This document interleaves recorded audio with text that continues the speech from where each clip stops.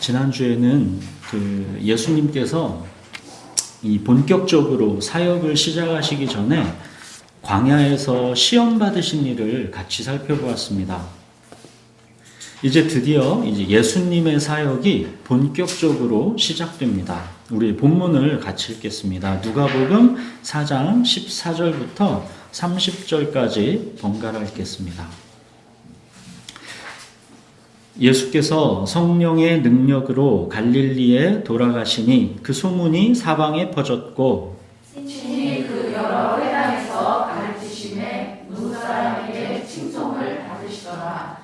예수께서 그 자라나신 곳 나사렛에 이르사 안식일에 늘 하시던 대로 회당에 들어가사 성경을 읽으려고 서심해 선지자 이사야의 글을 드리고는 책을 펴서 이렇게 기록된 글을 찾으시니 곧 주의 성령이 내게 임하셨으니 이는 가난한 자에게 복음을 전하게 하시려고 내게 기름을 부으시고 나를 보내사 포로된 자에게 자유를 눈먼 자에게 다시 보게 함을 전파하며 눌린 자를 자유롭게 하고 주의 은혜를 전파하게 하려 하심이라 하였더라.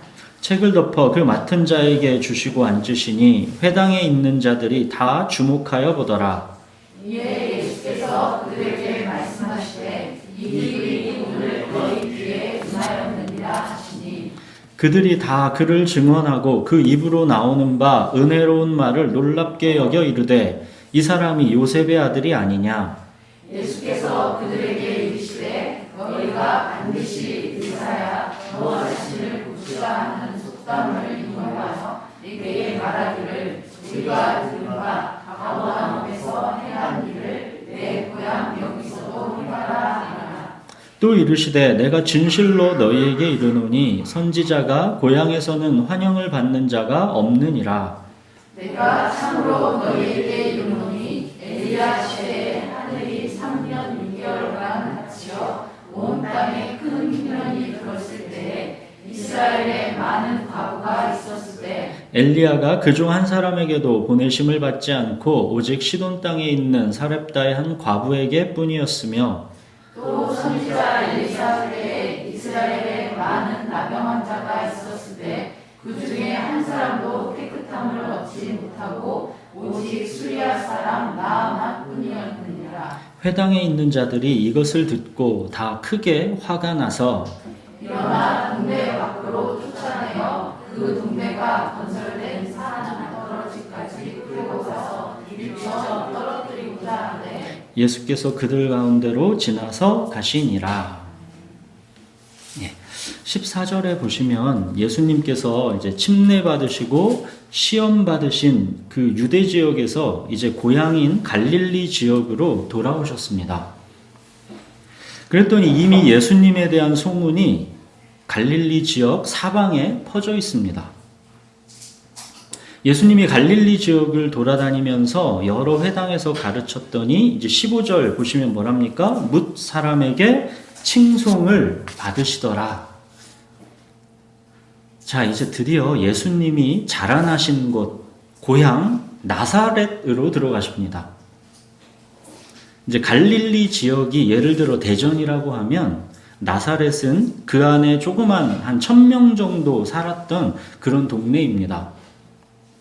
나사렛이란 동네는 한마디로 갈릴리 지역에서도 가난하고 비천한 후미진 동네라고 보시면 됩니다.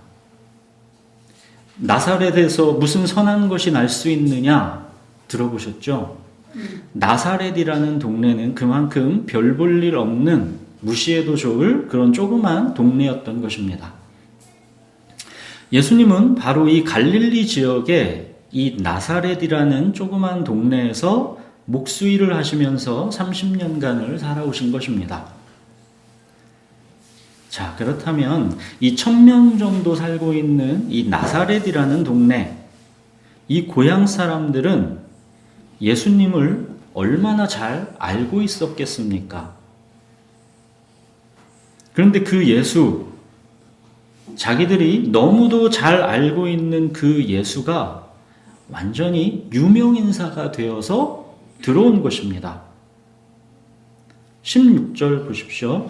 예수님께서 이제 나사렛에 오셔서 안식일에 성경을 읽고 그 말씀을 이제 가르치십니다.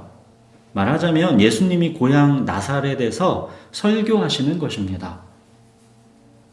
예수님의 그날 설교 본문은 이사야서 61장이었습니다. 이 18절, 19절 제가 읽겠습니다. 주의 성령이 내게 임하셨으니 이는 가난한 자에게 복음을 전하게 하시려고 내게 기름을 부으시고 나를 보내사 포로된 자에게 자유를 눈먼 자에게 다시 보게 함을 전파하며 눌린 자를 자유롭게 하고 주의 은혜의 해를 전파하게 하려 하심이라 하였더라. 자, 이렇게 예수님께서 이제 설교 본문을 읽으셨습니다. 그리고 이제 설교를 시작하시려고 이제 자리에 앉으셨습니다. 그러니까 이 회당에 있는 모든 사람들이 예수님을 주목해서 바라봅니다. 예수님을 주목해서 바라보고 있는 이 고향 사람들의 마음을 한번 상상해 보십시오. 내가 저 예수와 여기서 30년을 같이 살았는데 어떻게 저 예수가 온 나라에 그렇게 유명인사가 되었지? 가르침이 권능 있다고? 병도 고치고 귀신도 내쫓는다고? 정말 내가 아는 저 예수가 그렇다고? 그런 마음으로 예수님이 설교를 어떻게 시작하시는가 주목해서 보지 않았겠습니까? 자, 예수님께서 이 고향 나사렛에서 이 이사야 본문을 어떻게 설교하십니까? 21절 보십시오. 이 글이 오늘 너희 귀에 응하였느니라. 이 어마어마한 선포에 그들이 깜짝 놀랐지요. 그 누가 이 이사야 본문을 이렇게 설교할 수 있겠습니까? 이 나사렛 고향 사람들은 서로 수근수근하기 시작합니다. 22절 보십시오. 뭐랍니까? 이 사람이 요셉의 아들이 아니냐. 이 나사렛 고향 사람들이 자, 예수님의 설교를 들었다는 것입니까? 아니면 안 들었다라는 것입니까? 단지 귀로만 들었을 뿐이지 마음으로는 안 들었다라는 것이죠. 이 글이 오늘 너희 귀에 응하였느니라. 하나님의 아들 예수님의 이 엄청난 말씀을 듣고 이 나사렛의 반응은 이 사람이 요셉의 아들이 아니냐였습니다. 여러분 잘 생각해 보십시오. 이것이 우리들에게 어찌 보면 늘상 있는 일인지도 모릅니다. 살아계신 하나님의 이 엄청난 말씀, 성경을 그렇게 가까이 두고도 우리들의 반응은 어떻습니까? 그냥 세상의 여러 지식을 대하듯 그렇게 단지 사람의 말로 대하고 있지는 않느냐는 것입니다. 하나님의 말씀은 이 글이 오늘 너희 귀에 응하였느니라 하시면서 다가오시는데 우리의 반응은 이 사람이 요셉의 아들이 아니냐, 이런 시큰둥하고 관심 없는 반응은 아니냐는 것입니다. 말씀이라는 씨가 뿌려졌는데 그들 마음밭에 단단한 바위가 깔려 있어서 그 씨가 침투해서 들어가지를 못했다는 것입니다. 이 고향 사람들 마음밭에 깔려 있는 단단한 바위, 그게 뭐겠습니까? 선입견입니다. 이미 내가 알고 있다라는 착각입니다. 교만입니다. 이 글이 오늘 너희 귀에 응하였느니라. 이렇게 어마어마한 말씀으로 하나님의 아들이신 예수님께서 다가오셨는데 이 사람이 요셉의 아들이 아니냐. 나 저 예수가 누구인지 이미 다 아는데? 내가 예수와 이 동네에서 30년을 자랐는데? 이미 이 선입견이 단단히 자리를 잡고 있으니까 이 글이 오늘 너희 귀에 응하였느니라 라는 이 어마어마한 말씀이 안 들어오는 것이죠. 지금 하나님의 아들이신 예수님께서 말씀하고 계신데 그들은 단지 요셉의 아들, 사람의 말로만 듣고 있는 것입니다. 데살로니가전서 2장 13절에 너희가 우리에게 들은 바 하나님의 말씀을 받을 때에 사람의 말로 받지 아니하고 하나님의 말씀으로 받음이니 진실로 그러하도다. 이 말씀이 또한 너희 믿는 자 가운데서 역사하느니라. 말씀은 사람의 말이 아니라 하나님의 말씀입니다. 하나님의 말씀으로 들을 때 그 믿는 자 가운데서 말씀이 역사하는 것입니다. 히브리서 4장 2절 들은 바 그 말씀이 그들에게 유익하지 못한 것은 듣는 자가 믿음과 결부시키지 아니함이라. 그 누구보다도 예수님을 가장 잘 알고 있는 이 고향 사람 나사렛 사람들이 아이러니하게 예수님을 가장 모르고 있는 것입니다. 예수님은 그냥 이쯤에서 들으려 하지 않는 그들에게 더 이상 설교하지 않고 끝내셔도 되는 거 아니겠습니까? 근데 예수님은 작정하시고 고향 나사렛 사람들을 뒤집어 놓습니다. 24절 보십시오. 선지자가 고향에서는 환영을 받는 자가 없다. 그 편견과 선입견 때문에 말씀이 결실을 맺을 수 없다라는 것을 말씀하는 겁니다. 이러면서 이제 두 가지 이야기를 해주시죠. 하나는 엘리야 시대의 이 이방 땅의 한 과부 이야기입니다. 엘리야 시대 3년 6개월의 극심한 흉년과 가뭄 때에 이스라엘에 많은 불쌍한 과부들이 있었다. 그러나 그중 한 사람도 은혜를 받지 못하고 오직 이방 땅의 사렙다의 한 과부만 하나님의 은혜를 받았다. 예수님이 이 이야기를 나사렛 고향 사람들에게 왜 하셨습니까? 여기서 지금 하나님의 은혜를 받지 못한 이스라엘의 불쌍한 과부들, 그들이 지금 누구라 하는 겁니까? 너희 유대인들, 지금 나사렛 너희들이 아니냐? 그러시는 거죠. 또 예수님이 이어서 누구를 얘기합니까? 27절에 보시면 선지자 엘리사 때에 이스라엘에 많은 나병 환자가 있었다. 그런데 그중 한 사람도 깨끗함을 받지 못하고 오직 이방 사람 나아만 뿐이었다. 지금 이 이야기에서도 이스라엘에 있던 많은 나병 환자들, 그중 한 사람도 깨끗함을 받지 못했다 한 그 이스라엘의 나병 환자들, 예수님은 그들이 지금 누구라 하는 겁니까? 너희 유대인들, 지금 나사렛 너희들이 아니냐? 그러시는 것이죠. 이미 안다고 착각하는 선입견, 그 교만의 두꺼운 비늘이 하나님의 은혜를 못 보게 하고 있다라는 것을 맹렬하게 지적하신 것입니다.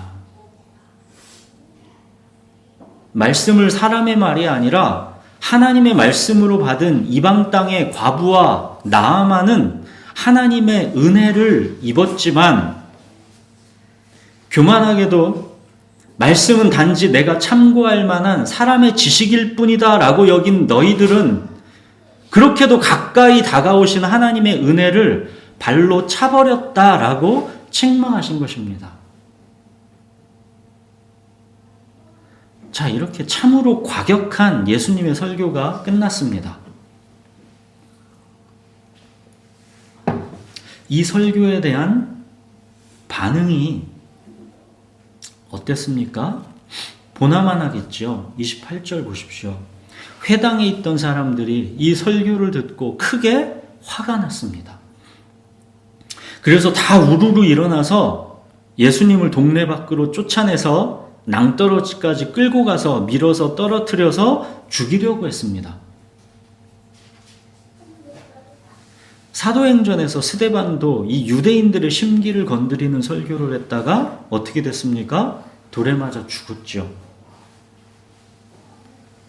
하나님의 일을 함에 있어 우리가 언제나 무엇보다 먼저 기억해야 하는 것은 우리가 기대하는 방식으로 성공적인 결과가 나타나는 것만은 아니라는 겁니다. 어느 때는 마음에 찔려 회개하는 반응이 나타나기도 하는 것이고 어느 때는 마음에 찔려 돌을 던져 죽이려는 반응이 나타나기도 하는 것입니다. 예수님의 사역도 보십시오. 갈릴리 다른 지역에서는 칭송을 받으셨댔죠. 고향 나사렛에서는 배척을 받으셨습니다. 예수님은 단지 늘 하시던 대로 하셨을 뿐입니다. 그러나 반응은 달랐다라는 것입니다. 자, 이렇게 예수님은 고향 나사렛에서 쫓겨났습니다. 고향 나사렛 사람들이 예수님을 배척한 그 핵심이 뭡니까? 이 사람이 요셉의 아들이 아니냐. 선입견입니다. 이미 알고 있다라고 착각하는 교만입니다.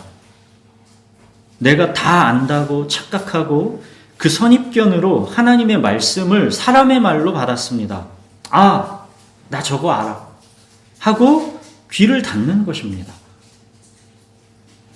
말씀은 사람의 말이 아니라 하나님의 말씀으로 받을 때 그 믿음 가운데 역사하는 것입니다. 말씀은 믿음이 결부되어야 역사하는 것입니다. 나사렛 사람들은 이 글이 오늘 너희 귀에 응하였느니라 이 어마어마한 설교를 들었습니다. 세상 어느 랍비가 이런 설교를 할 수 있습니까? 하나님의 아들이 그들의 눈앞에 서 있는데 그들은 전혀 몰라본 것입니다. 30년을 예수님을 보아왔으면서도 오히려 보아왔던 그 선입견, 이미 안다고 생각한 그 착각과 교만으로 인해서 오히려 예수님을 몰라본 것입니다. 이사야서의 이 놀라운 예언이 오늘 그들의 귀에 응하였음에도 불구하고 굴러들어온 복을 발로 차버린 것입니다. 그들은 메시아에 대한 선입견이 있었습니다. 예수님은 그들이 기대하고 원하는 그런 메시아가 아니었던 것이죠. 그들이 기대하는 메시아는 돌을 떡으로 만드는 메시아입니다. 천하 만국 위에 높이 서서 호령하는 메시아입니다. 성전 꼭대기에서 뛰어내려도 천사들이 붙들어주는 메시아입니다. 오늘날 지금도 사람들은 사실 이런 메시아를 원하죠. 내 행복의 수단으로 알라딘 램프의 지니와 같은 그런 메시아를 원합니다. 이 사람이 요셉의 아들이 아니냐? 이건 아니라는 겁니다. 마치 이사야 53장의 예언처럼 고운 모양도 없고 풍채도 없고 우리가 보기에 흠모할 만한 것이 없는 이런 요셉의 아들은 메시아일 수 없다는 것입니다. 그래서 그들은 예수님을 멸시하고 버린 것입니다. 그를 귀히 여기지 않은 것입니다.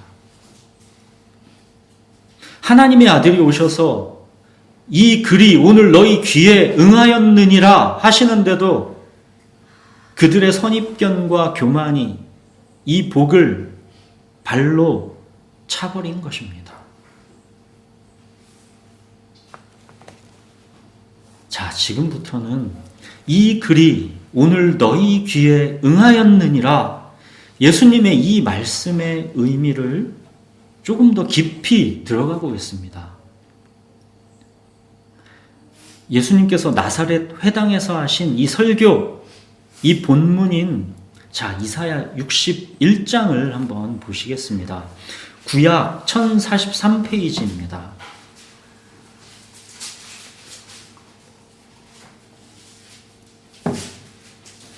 구약 1043페이지 이사야 61장 1절 2절, 이걸 오늘 예수님 설교에서 예수님이 읽으신 거죠.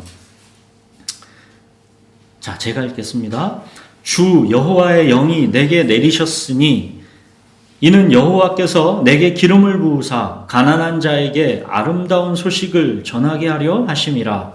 나를 보내사 마음이 상한 자를 고치며 포로된 자에게 자유를, 갇힌 자에게 노임을 선포하며 여호와의 은혜의 해와 우리 하나님의 보복의 날을 선포하여 모든 슬픈 자를 위로하되.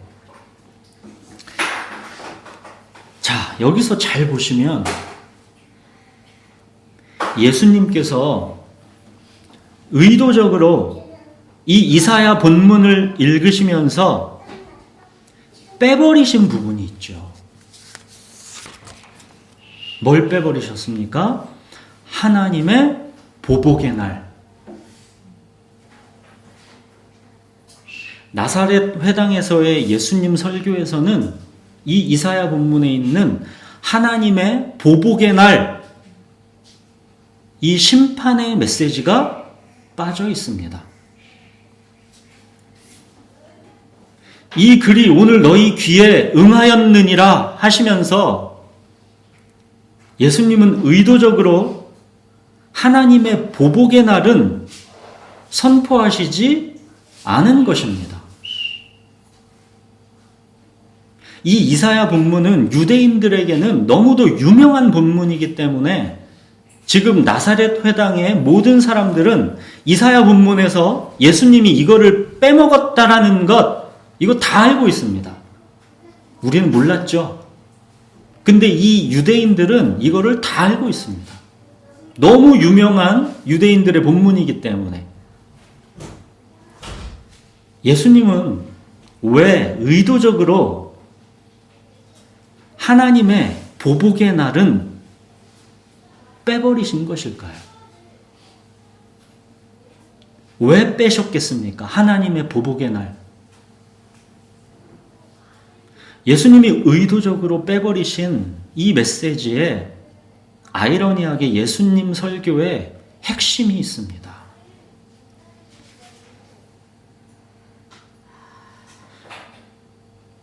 우리의 죄악으로 인한 하나님의 보복, 하나님의 진노, 하나님의 저주, 이거를 예수님께서 감당하기 위해 지금 오신 것이기 때문입니다.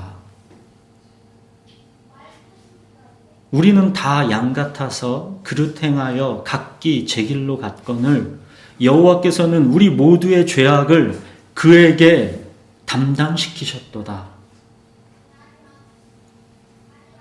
우리 안에는 선한 것이 없습니다. 하나님의 사랑과 은혜가 합당할 만한 선한 것이 없습니다. 그 굳은 마음, 지독한 자기중심성, 돌이킬 수 없고 묶이고 포로될 수밖에 없는 우리의 비참한 죄의 결과들, 우리는 그렇게 매일 묶여 있지 않습니까? 스스로 아시지 않습니까? 우리 가난한 자, 포로된 자, 갇힌 자, 눌린 자, 병든 자가 자유케 된 것은, 또 우리가 결코 정죄함이 없고 아무것도 하나님의 사랑에서 끊을 수 없게 된 것은 이 하나님의 보복, 하나님의 진노, 이 하나님의 저주의 쓴 잔을 예수님께서 우리를 대신에 다 마셨기 때문입니다. 그래서 나사렛 회당에서 예수님이 여호와의 은혜의 해를 선포하시면서 이 글이 오늘 너희 귀에 응하였느니라 하신 것입니다. 예수님께서 하나님의 보복, 하나님의 진노를 우리를 대신해서 감당기 위해 지금 이 땅에 오신 것이기 때문에 이 글이 오늘 너희 귀에 응하였느니라 하신 것입니다.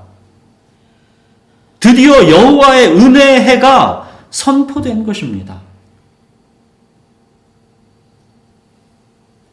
그러나 이 나사렛, 이 유대인들이 듣고 싶어하는 메시지는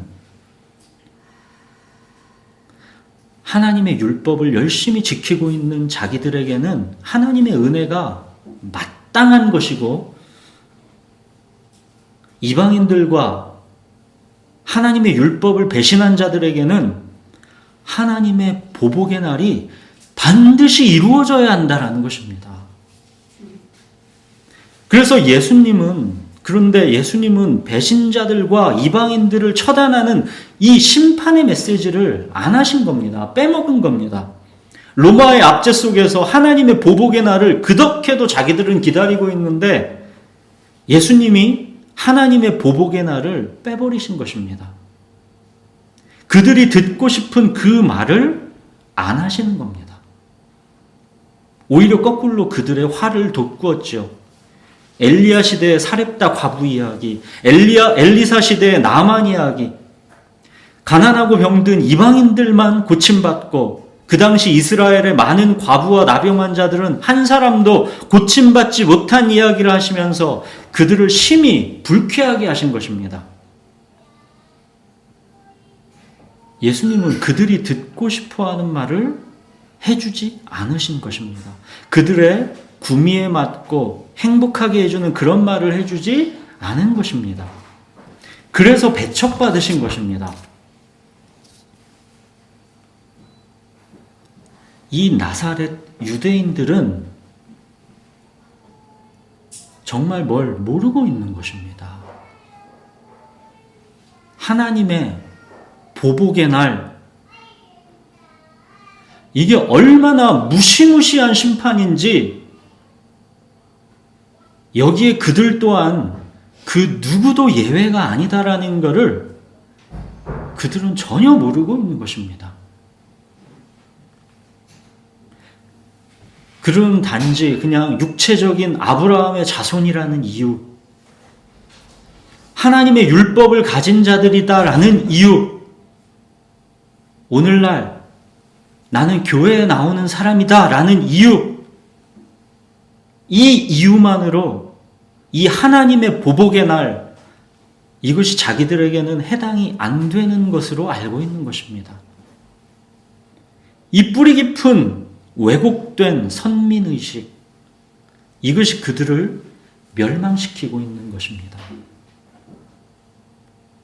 침례 요한도 경고했죠. 아브라함이 우리 조상이라고 하지 마라. 하나님은 능히 이 돌들로도 아브라함의 자손이 되게 하실 수 있다. 하나님의 보복의 날은 크고 두려운 날입니다. 이미 나무 뿌리에 놓인 도끼로 좋은 열매 맺지 아니하는 나무마다 찍어 던져 불에 사르는 날입니다. 손에 키를 들고 타작마당을 정하게 하사 알곡은 모아 곡간에 들이고 쭉정이는 꺼지지 않는 불에 태우시는 날입니다. 그런데 의인은 없나니 하나도 없습니다. 지금 이 상태로 하나님의 보복의 날이 임하면 다 심판받고 멸망하는 것입니다. 그런데 지금 이 나사렛 유대인들은 이걸 모르고 있는 것입니다. 자기들은 안전한 줄 아는 것입니다. 살 줄로 아는 것입니다.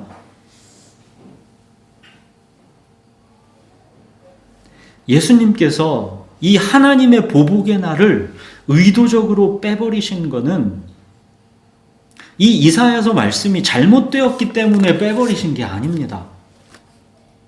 하나님의 보복의 날, 심판의 날은 반드시 옵니다. 도끼로 나무를 찍어 버리시는 날, 쭉정이를 꺼지지 않는 불에 태우시는 날, 이 날은 반드시 옵니다. 그러나 이 하나님의 보복의 날은 너무 무시무시한 날이기 때문에 예수님은 지금 이 순간에는 빼버리신 것입니다.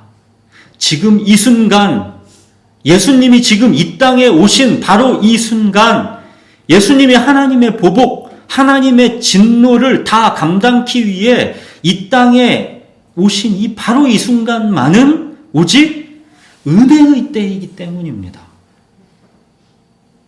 예수님은 지금 구원자로 오신 것이지 심판자로 오신 게 아니기 때문입니다. 그러나 예수님께서 재림하시는 날, 다시 오시는 날은 구원자로 오시는 게 아닙니다. 그때는 구원자가 아니라 심판주로 오시는 것입니다. 그때는 정말 알곡은 곳간에 들이고 쭉정이는 꺼지지 않는 불에 태우시는 날입니다. 예수 그리스도를 믿지 않는 자들에게는 이 하나님의 보복, 하나님의 진노를 피할 길이 없는 것입니다. 그러나 지금은 은혜의 때입니다. 그를 믿는 자마다 멸망치 않고 영생을 얻게 하시려고 예수님이 이 땅에 오신 것입니다. 지금은 은혜의 때인 것입니다. 이 글이 오늘 너희 귀에 응하였느니라.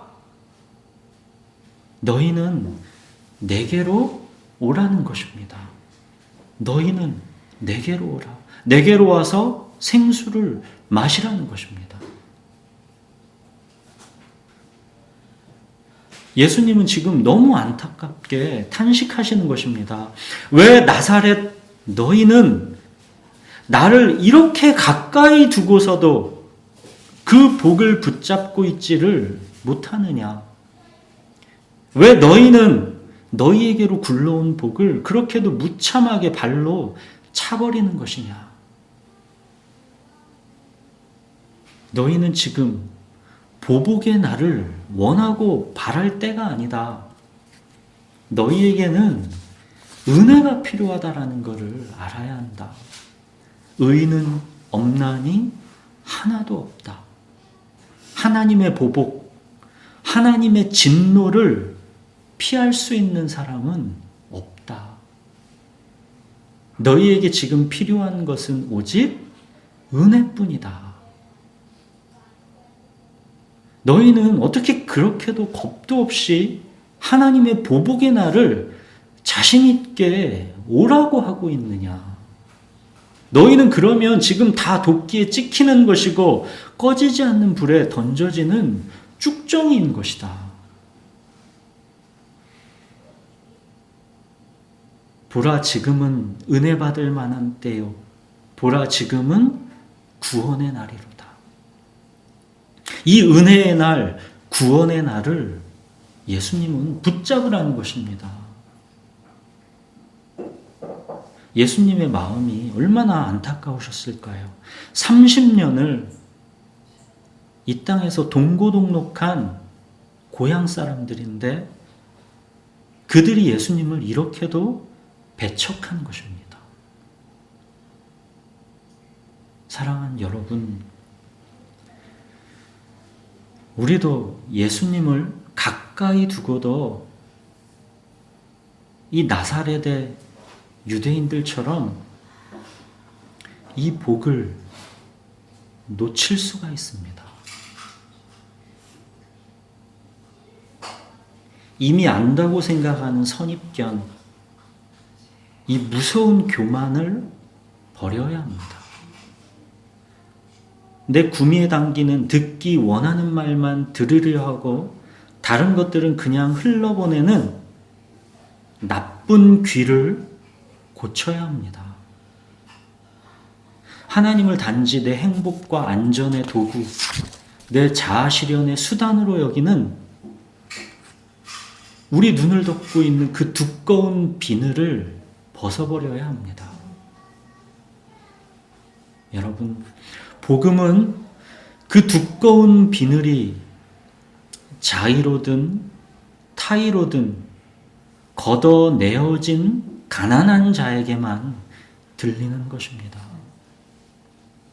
여러분의 어떤 환경, 어떤 고통, 어떤 절망과 고난, 이런 타의와 어떤 환경으로 이 두꺼운 비늘이 혹시라도 벗겨졌다면, 말도 못할 그 죄책감과 그 결과로 어쩔 수 없이 이 두꺼운 비늘이 타의로 벗겨졌다면 그게 은혜입니다. 가난의 핵심은 죄에 대한 절망입니다.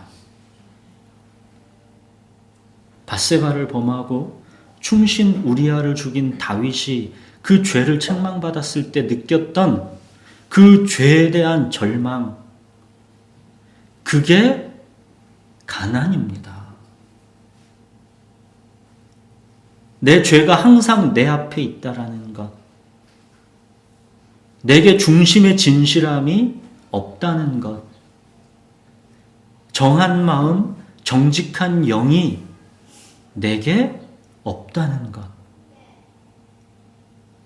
이 죄에 대한 절망으로 나를 주 앞에서 쫓아내지 마시고 나를 붙들어 달라고 애원하는 그 상하고 통회하는 마음, 그게 가난입니다. 오호라, 나는 곤고한 사람이로다. 이 사망의 몸에서 누가 나를 건져내랴. 이것이 바로 가난입니다.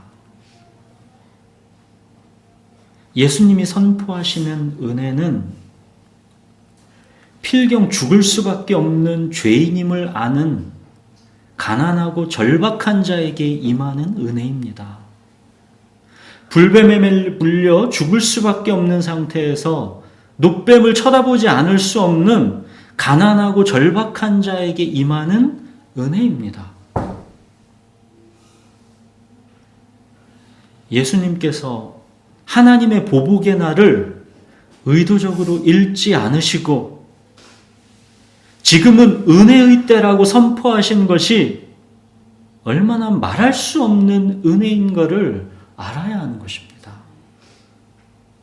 사랑하는 여러분, 이미 안다라고 생각하는 착각, 선입견, 내가 듣고 싶은 말만 들으려고 하는 그 교만을 버리십시오.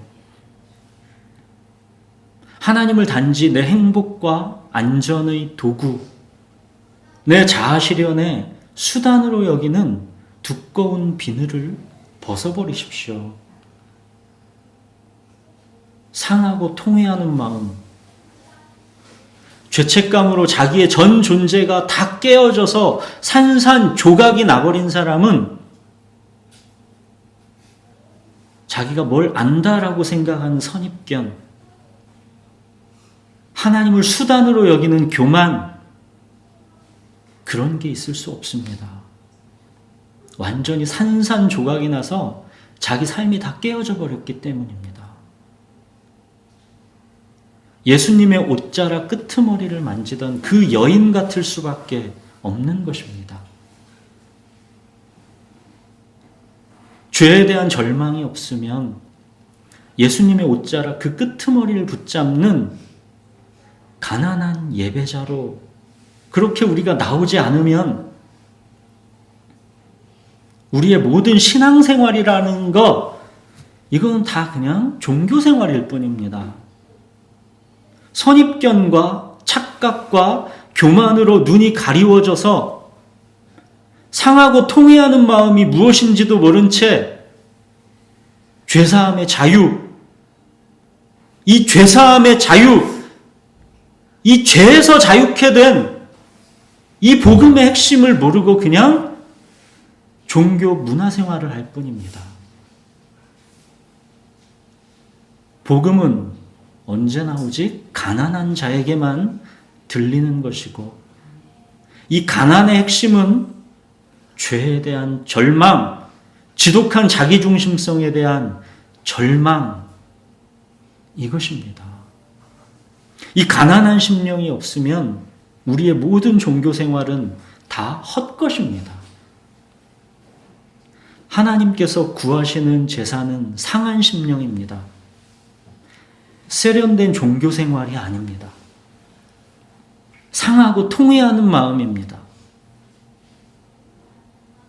예수님을 배척한 나사렛 사람들, 그 예수님의 이 고향 사람들, 그들은 내 안에 하나님께 받아들여질 만한 어떤 선한 것이 있다라고 생각했습니다. 자기들은 선택된 백성이므로 하나님의 사랑을 받는 게 당연하다라고 여겼습니다. 그들은 자기들이 하나님의 보복, 하나님의 진노가 마땅한 죄인이다라는 것을 전혀 깨닫지 못하고 있던 것입니다. 우리는 이 나사렛 예수님의 고향 사람들과 진정 다릅니까?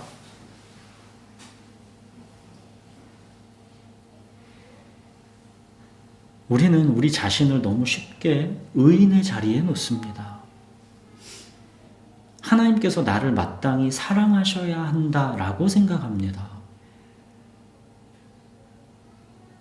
나처럼 불쌍한 사람은 없다라고 생각합니다. 세상에 이런 교만은 없는 것입니다. 여러분, 30년 예수를 알아왔다라는 이 나사렛 고향 사람들, 저와 여러분도 30년 예수 알아왔던 사람들 꽤 많을 것입니다. 이들은 사실 예수를 전혀 모르고 있었던 것,